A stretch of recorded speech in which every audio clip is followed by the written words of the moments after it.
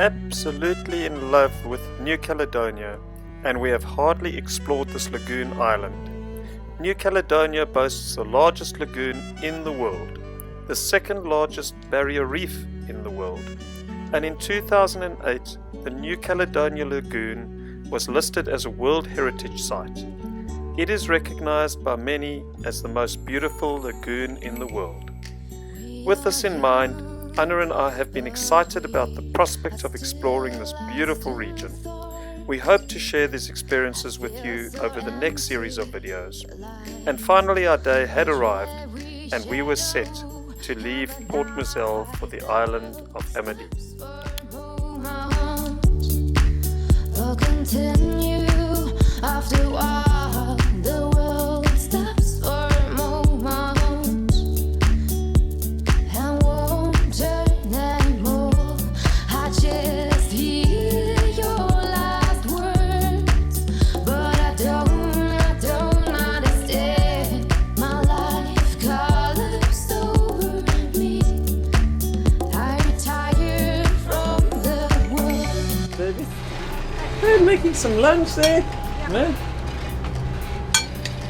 Gonna be healthy today and not eat French sticks. Whoa! No French sticks for me today. I'm apparently going to be healthy today. On their own.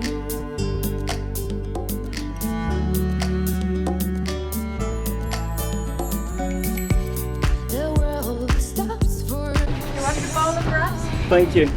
but continue after a while. The world stops for a moment and won't turn anymore. I just hear your last words, but I don't understand. My life collapsed over me. So awesome to be cruising in New Caledonia. This is our first outing to the islands, and yeah, it's just great to be out here, man. I must say that we have been extremely fortunate to have terrific weather. There is a chill in the air, but the sun is shining and all seems to be bright with that clean sort of sparkle. Our first tack is off the island of Maitre. This will be our next island to visit, but for now we tack off here en route Amedee. Look at the world, looks gray and gloomy. Look at the face. The wind is variable and light and necessitates the use of our engines from time to time. Still, we put in the effort, keep Impi on a course that keeps the sails filled. But sometimes when we both agree that cold, hear both of us. I just hear your last words. Anna soaks up the sun. She says it has taken a while to settle after our rough crossing from Vanuatu to here. I retired from the world. Approaching Amedee, one of course sees the magnificent lighthouse here. This lighthouse is the tallest in all New Caledonia and has a history to it. From our position at anchor, we realize we have yet discovered another beautiful paradise on our blue planet.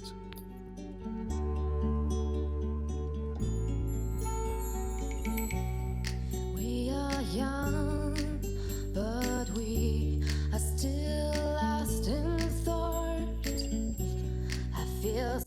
And now at anchor, we prepare ourselves for an adventure to our new backyard, to what certainly looks to be yet another amazing island. We'll continue after a while. The world stops for. Here the water has that pristine turquoise blue feel to it, and one easily sees the reef and coral outcrops of white sandy beaches. Your last words, but I don't understand. My life collapsed over me. I retired from the world. It was 1859 when the acting commandant of New Caledonia, Jean-Marie Sasset, asked the government in Paris to build a lighthouse to help ships navigating into the port of Noumea, particularly because the colony had been chosen as a new destination for French convicts. The world stops for a moment, but continues. As tall as 56 meters and manufactured in 1862 by Rigolet, a Parisian, the first ever metal lighthouse built, it was first erected in Paris to test its stability and as a demonstration. It was then disassembled into pieces and shipped to New Caledonia. Now retired from the world. The stars Amedee Lighthouse ranks among the tallest worldwide. Yet on the other side of the world, the Rocher d'Ouvray Lighthouse in the English Channel is the twin brother of Amedee Lighthouse.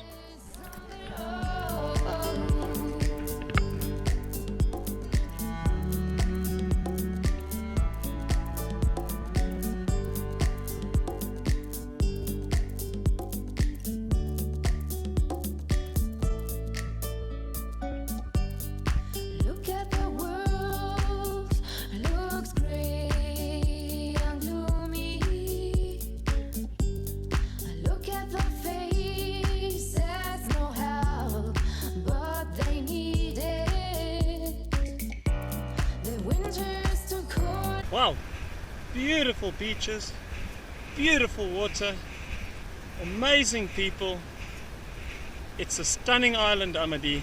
That road, hear both of us.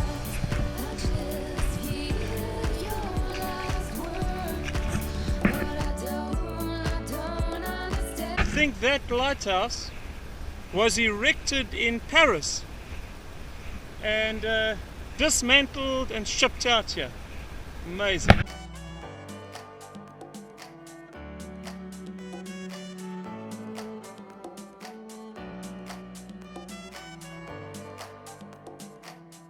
Walking around this island, one finds unity with nature. Yet just on the opposite shore, a ferry comes and goes with many tourists. The wonderful thing about sailing here is the ability to stay for weeks at a time, and of course weekdays are very quiet. Still, this footage is taken on a Saturday. Absolutely beautiful island this. It really is stunning. I mean, the beaches they feel great underfoot. The watercolors are transparent clear. And it is clean, clean, clean. It feels like Mother Nature has just kept this place clean. But I think it has something to do with the French too.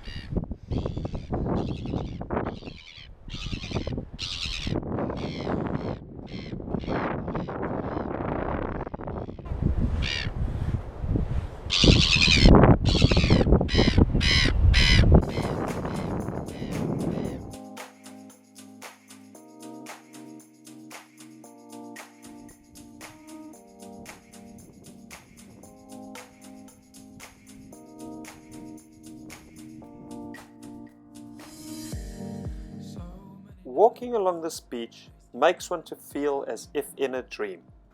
Here on the island, marked as a yellow boundary in our photo, the beach is cordoned off as a sanctuary for the seagulls during breeding season.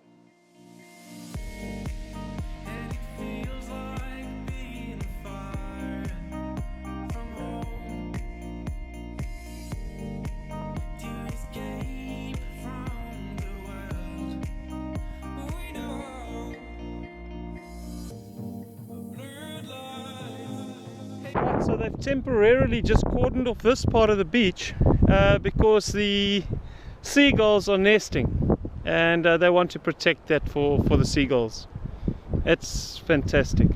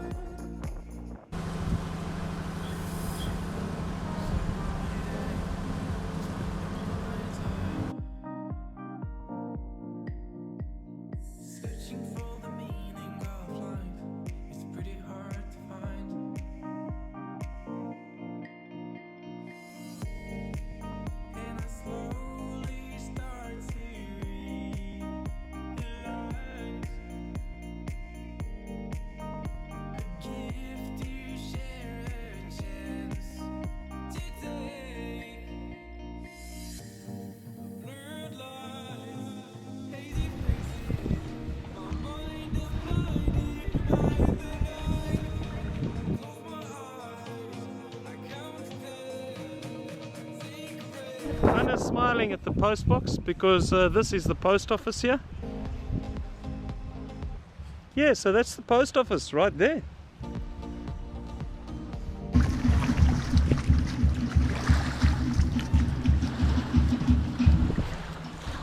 As we approached the dock on the west side of the island, we could hear the beating of drums, music and hollering. Clearly this was the entertainment side of the island, and it is where the ferry boat arrives. That's where the turtles are.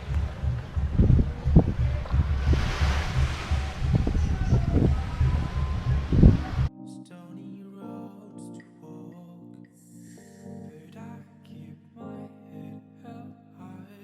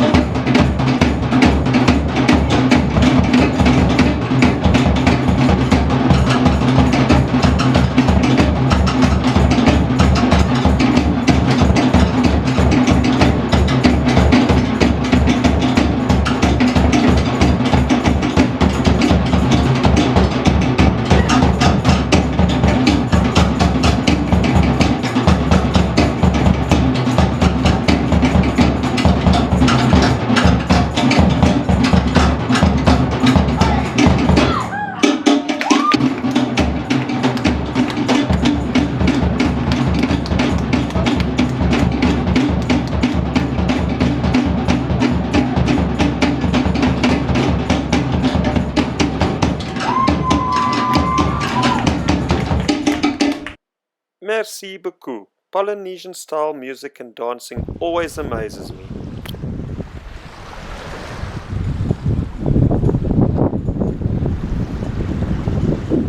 Making our way toward the northwest side of the island yet again sets another vibe and is the local favorite spot to hang out and catch those sun rays.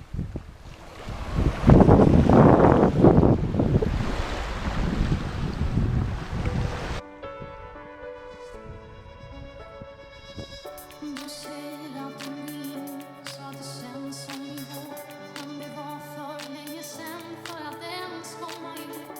Och jag som trodde jag var kvar, bara börja på nytt. Det vet jag när jag ser dig bakom min hem.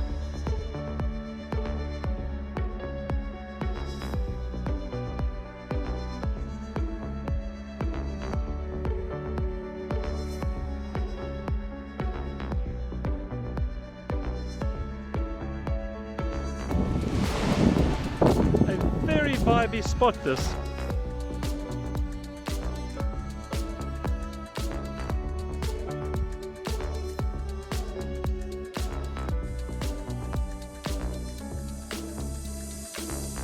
Du är kvar med samma folk, kvar med samma man.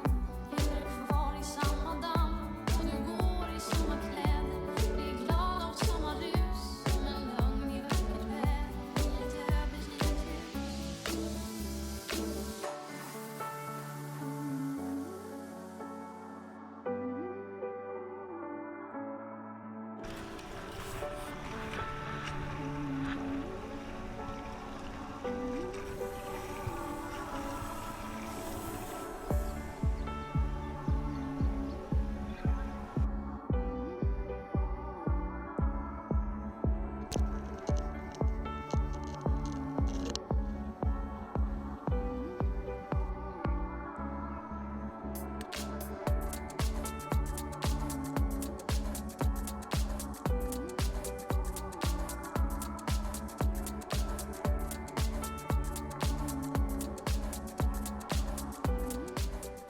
Here at Amedee, the authorities have installed mooring balls free of charge to boats tying to these.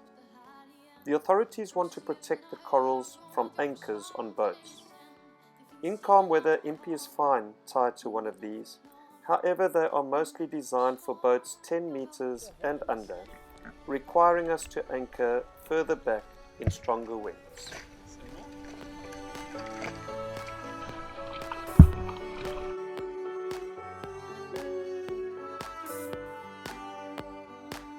Jag gav upp för länge sedan. Of course, not all is paradise and calm when sailing.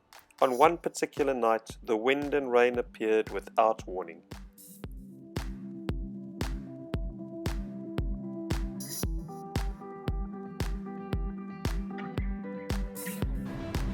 Well, Anna and I have been woken up, and the winds have come up pretty strong here across the anchorage.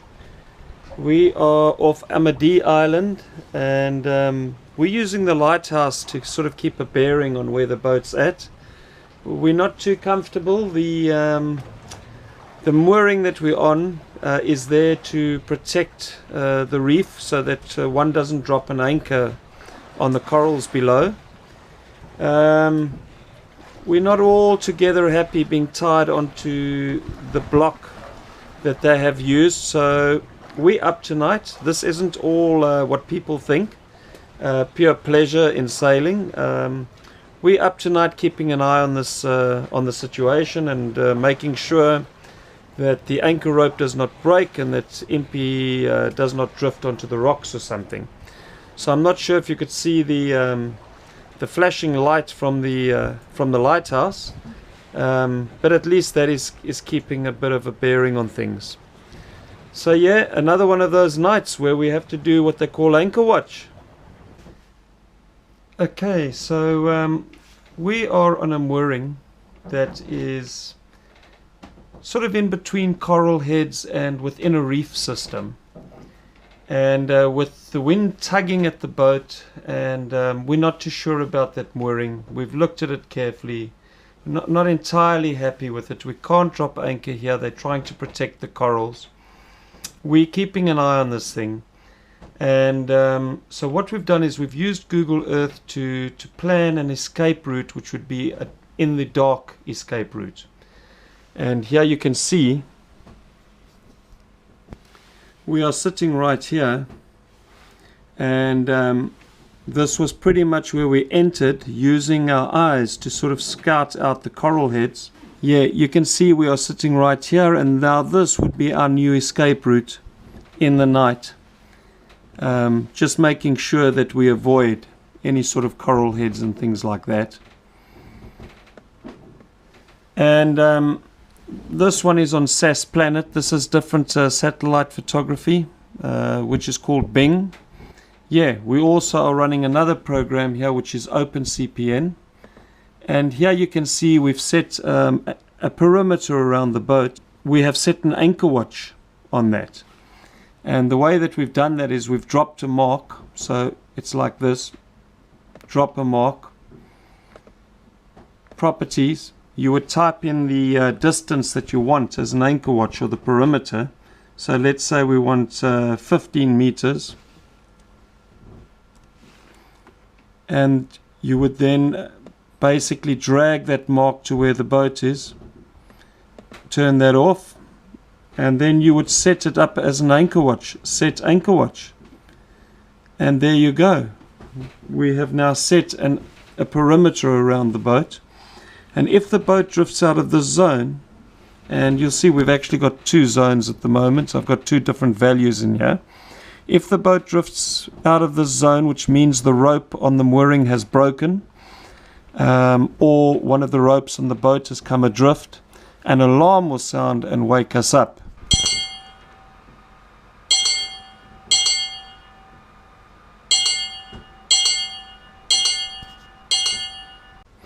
And at that point we'd want to get to the engines in a hurry and use our escape route to get out of here.